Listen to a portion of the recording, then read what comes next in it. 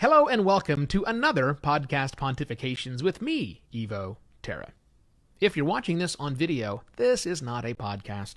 This is a video where I talk about podcasting. However, you can get the podcast version of this, what I'm talking about right now, at podcastpontifications.com.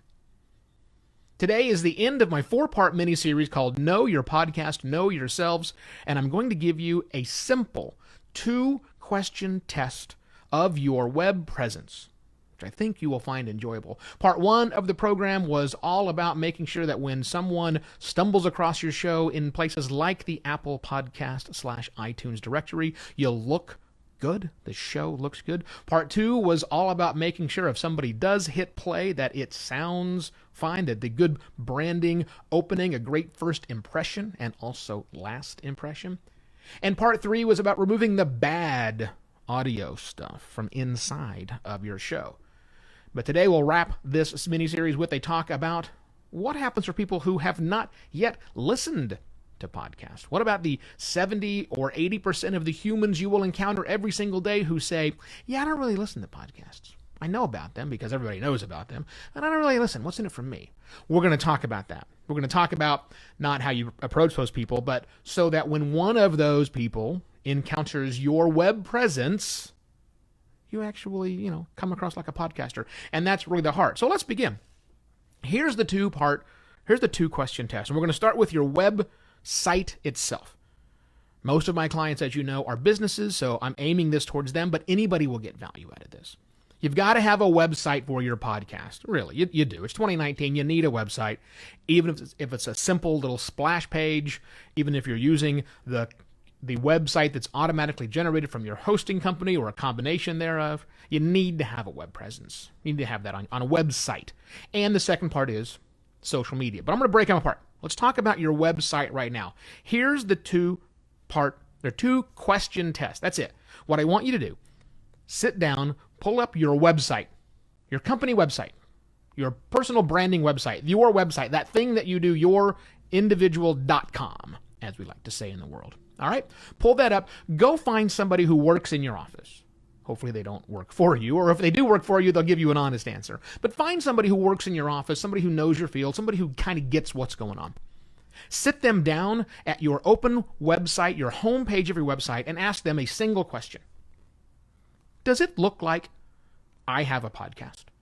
Does it look like this website that I am looking at right now, that you are looking at right now? Does it look like there's a podcast associated with it? That's a pretty simple question, right? But I will bet you, many of you listening to this right now, might fail that test because you've buried it in an about section somewhere. Nowhere on your homepage does it show that you're a podcast, that you have a podcast. It just doesn't look that way. So make sure that it does. I'm not saying take over your entire homepage. Maybe podcasting is only a small portion of your business. That's fine. But you gotta let the people who are coming to your website know that you've got a podcast. So question number 1, does it look like you have a podcast? And if not, simple tweaks will do that. Adding the word podcast in your navigation bar could be enough. You could do a whole lot more than that, but it could be enough.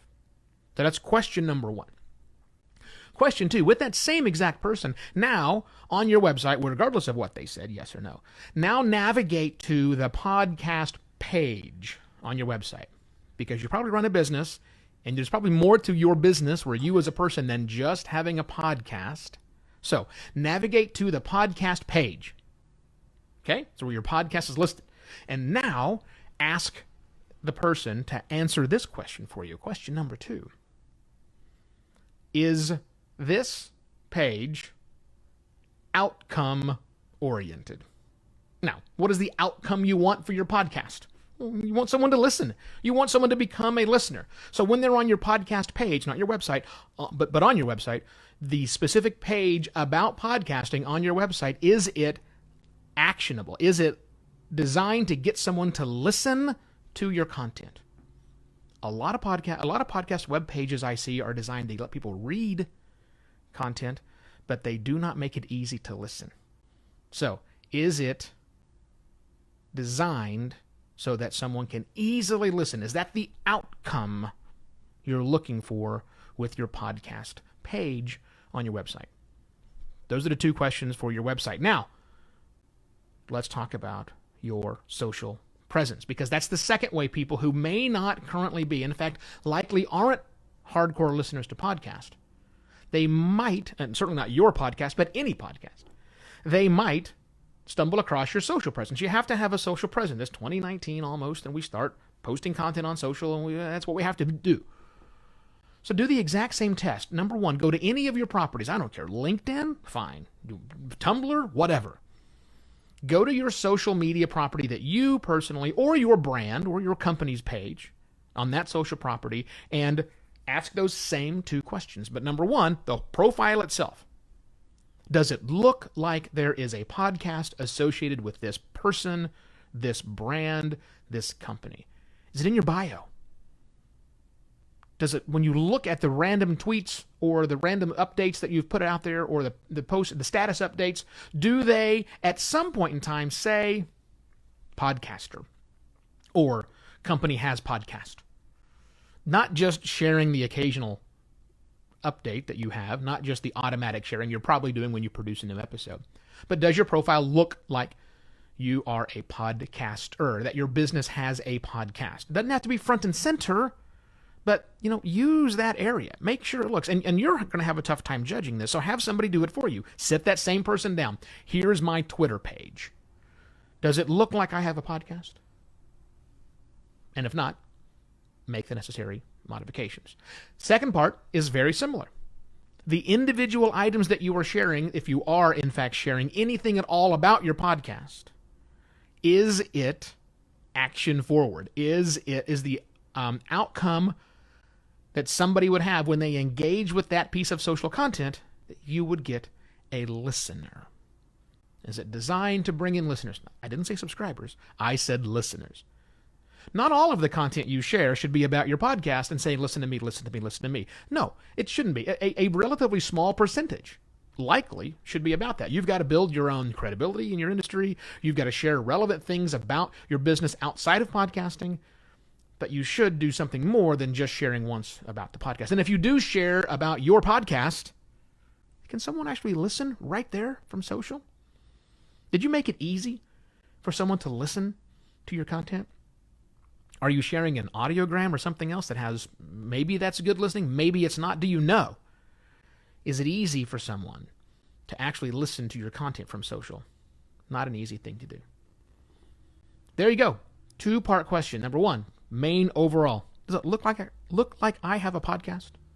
Number two, when they figure out that I do have a podcast, do I make it easy to listen on my website and my social? And that's a wrap for the 4-part series of Know Your Podcast, Know Yourselves. I'm glad you all watched this. Thank you very much. This also concludes the 2018 publication of Podcast Pontifications. I pulled out like 94 or something like that episodes, which is a great number. We're not coming back tomorrow, but we are coming back right after the first of the year with a whole bunch of new things planned, lots of great content. This is an unlimited well I've got here talking about the future of podcasting and ways to do podcasting better for you and your business and the things that you're trying to achieve. So I'm doing more of that, but I am taking off the next several days as we wrap the end of 2018. So you will not hear from me again until we are into the very first part of 2019. But I do certainly appreciate your listening. I love the love you've been sending me. Occasionally I get things retweeted and shared again. That's great and fine. For those of you who've left reviews on various sources, thank you very much. I appreciate that. People would love that as well. If you want to share this with your friends, great. Podcast Pontifications is where everything happens to be, and they'll be there again for the new year with lots of new, wonderful things coming. Happy holidays, Merry Christmas, Happy New Year, and I shall see you in 2019. Until then, for another Podcast Pontifications. Cheers!